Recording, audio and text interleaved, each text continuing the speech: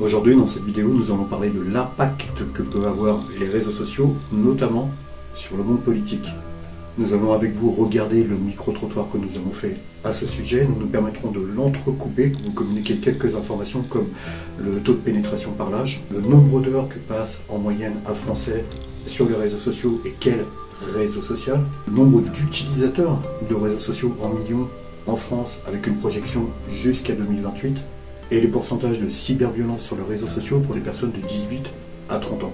Et regardons ensemble le premier micro-trottoir. On a vu que les réseaux sociaux peuvent avoir dans certains cas de figure un impact sur les démarches politiques. Est-ce que vous pensez que ça a été le cas durant les dernières élections? Oui, très clairement. D'accord. Parce que moi je suis pas un... J'essaie de m'informer absolument sur par tous les supports, plutôt presse écrite, aussi la radio, bien sûr la télévision et internet, avec des sites en France, des sites à l'extérieur de France, et aussi voir ce que les gens à l'extérieur pensent de ce qui se passe en France. Donc vraiment voir tous les points de vue. Et j'allais dire même, je me renseigne sur toutes les disons, les plateformes en fonction des sensibilités qu'elles ont, parce qu'on sait bien, par exemple, Figaro ça va être plus de droite, Libération potentiellement plus de gauche, tout ça. Donc il faut lire vraiment tout ce qui est dit sur un sujet pour comprendre ce que tout le monde pense. Est-ce que les gens peuvent... Par contre, ce qu'il faut faire, pour faire l'amalgame des ce que je veux dire, c'est que maintenant les campagnes électorales, pour pouvoir cibler, on va dire, une partie électorale, notamment ceux qui sont les plus jeunes avec les réseaux sociaux et tout ça, c'est évident que tous les partis politiques, mais sur la dernière campagne, ça a été en particulier le cas sur du coup plus la partie Rassemblement National et tout, parce que ils ont alors je sais pas comment est-ce qu'ils ont financé ça d'ailleurs, mais peut-être qu'il n'y a pas eu de financement. En fait, c'est vrai que c'est facilement utilisable et ensuite diffusable.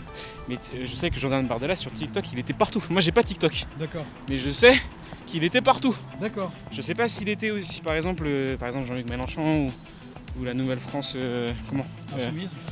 La France Insoumise ou le Nouveau Front Populaire aussi était aussi actif, mais en tout cas j'ai eu des échos qu'il était très actif. Donc c'est aujourd'hui une des voies qui est utilisée pour rendre les acteurs politiques proches des gens, en les montrant dans des situations du quotidien et tout ça.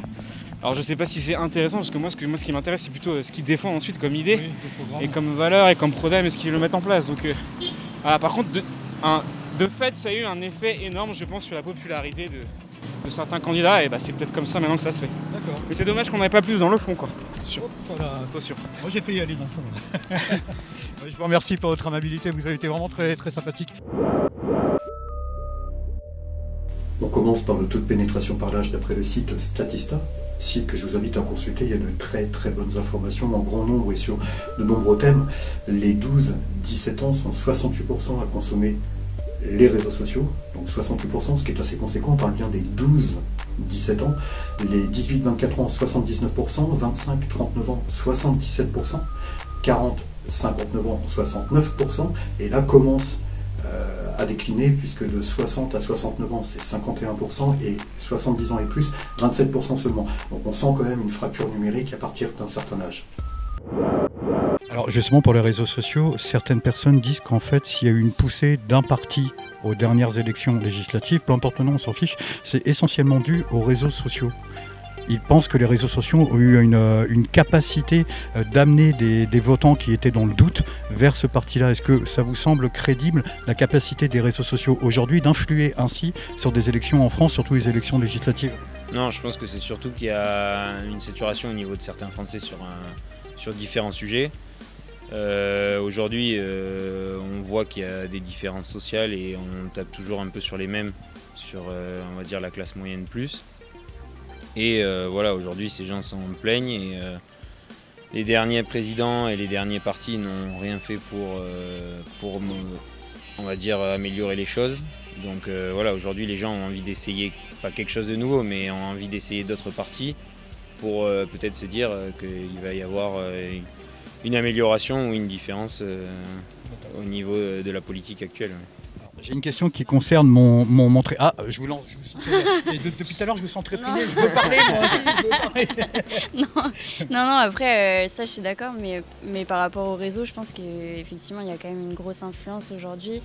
Et il y a toute une partie qui écoute énormément les avis sur les réseaux sociaux. Et c'est une puissance qui est maîtrisée par les politiques, mais par des entreprises, énormément de sujets. Et, ça vous semble bien ? Bien ou pas bien, il y a des dérives, il y a énormément de dérives et en fait certains maîtrisent assez peu la puissance finale que ça peut avoir. En fait, on a l'impression que c'est aussi des fois des petites communautés, mais en fait c'est juste énorme. Après, c'est un outil et c'est un outil qu'on a aujourd'hui dans notre société et je pense qu'il est intéressant de l'utiliser, mais après voilà, il faut toujours essayer de nuancer et de rester son propre arbitre et son libre arbitre, même si forcément c'est influencé et ça peut prendre des proportions des fois qui sont énormes. Ouais. Alors j'ai une dernière question qui concerne.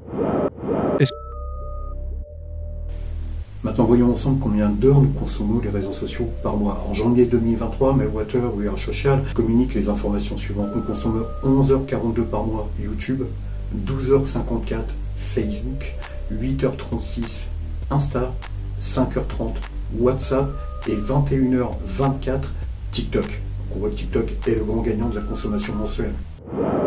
Est-ce que les réseaux sociaux ont compté dans les élections législatives ? Je crois que oui, de toute façon les réseaux sociaux impactent nos jeunes, quoi. Et même les moins jeunes aussi, hein, c'est obligatoire. Pour moi c'est évident que ça nous impacte durement. En bien ou en mal ? D'un côté, ça peut être en bien aussi, quoi. En fait, on a très certainement besoin pour rester informé. Des fois, on a vraiment des informations qui sont vraiment très intéressantes. Mais de notre côté, en mal aussi. Et puis, on est tellement accro à ça. Je pense qu'il faudrait un petit peu déconnecter, hein, vraiment. Est-ce que justement les jeunes aujourd'hui en France ont le moyen de déconnecter ? On sait que le tissu associatif a commencé à s'évaporer de par manque de budget. Or, pour se créer un tissu social dans la ville où on est, le tissu associatif d'antan était quelque chose de principal. Ça n'existe, je ne vais pas dire quasiment plus, mais presque. Il n'y a que les très grosses associations qui sont subventionnées. Est-ce qu'on a laissé aux jeunes, ceux certainement que vous avez en classe, le moyen de pouvoir s'extraire des réseaux sociaux par une activité autre et diverse ? Difficile, c'est difficile. Ceci dit, je suis quand même contente de voir que nos jeunes sont des sportifs aussi. Voilà, ils arrivent à faire du sport. Donc pendant ce temps-là, ils sont déconnectés, c'est sûr. Mais le reste du temps, lorsqu'ils sortent en récréation, vous les avez tous sur leur téléphone portable. Et ils ont à peu près quel âge ? Ils ont entre 15 ans et 18 ans. Voilà, 14 ans, 18, 19, voilà, c'est ça. Ouais, ils vivent à travers les... Ouais. Totalement, et j'ai vu une évolution mais nette de ces 10 dernières années, ça fait peur un petit peu. Vous paraissez assez jeune, ça fait combien de temps que vous êtes professeur ? Une vingtaine d'années, voilà. Bon, je vous remercie pour ces réponses. On est un petit peu... Maintenant, voyons combien d'utilisateurs en millions consomment les réseaux sociaux, avec une projection jusqu'en 2028. D'après le site Statista, en 2015, nous étions 34 080 000. En 2024, nous sommes 52 750 000 et la projection en 2028 serait de 57 490 000. Je vous rappelle que nous sommes à peu près 70 millions en France. On est un petit peu absorbé par tout ce qui est réseaux sociaux, les téléphones portables, tablettes et autres. Est-ce que vous pensez que ça a un impact significatif sur les élections d'une manière générale ? Je ne saurais pas trop quoi dire parce que oui, en même temps, je pense que ça a un effet parce que tout ce qu'ils disent et tout a été sont reportés et retransmis et de temps en temps ils sont aussi mal compris et du coup mal interprétés. Du coup, ça peut quand même jouer en politique, je pense. Mais à part ça, je pense pas. D'accord. Ok. Est-ce que les réseaux...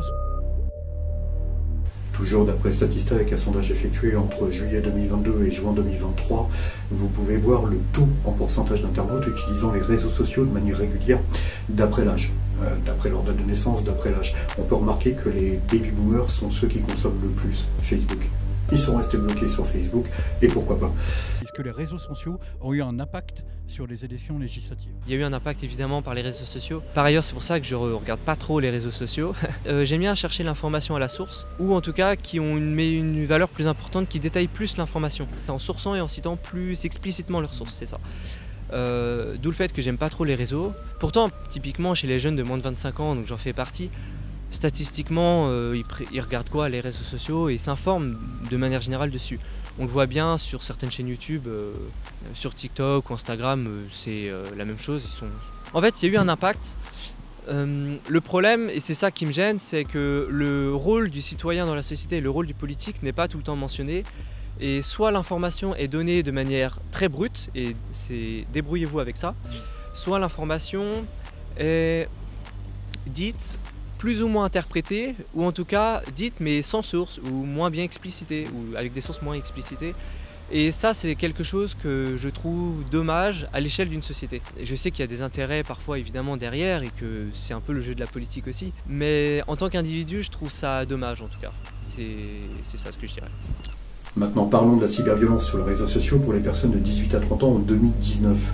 Facebook 81%, Messenger 16%, X 15%, Snapchat 8%, Instagram 6%, WhatsApp 4%, LinkedIn 1% et les autres 15%. Donc on remarque que Facebook est le détenteur à la palme d'or des cyberviolences sur son réseau, 81%, ce qui est assez énorme. Et on a pu voir aussi qu'en termes de consommation, ce sont les personnes dites baby boomers qui consomment le plus Facebook. On remercie les personnes qui ont bien voulu nous répondre pour ce micro-trottoir. Leur avis n'est ni bon ni mauvais, c'est leur avis. Ce qui est certain, c'est que les réseaux sociaux dorénavant correspondent à une nouvelle méthode de communication, que les partis politiques, tout comme les grandes entreprises, s'en sont emparés, et que si vous rencontrez une personne qui vous dit « Non, les réseaux sociaux, c'est un phénomène de mode, hein.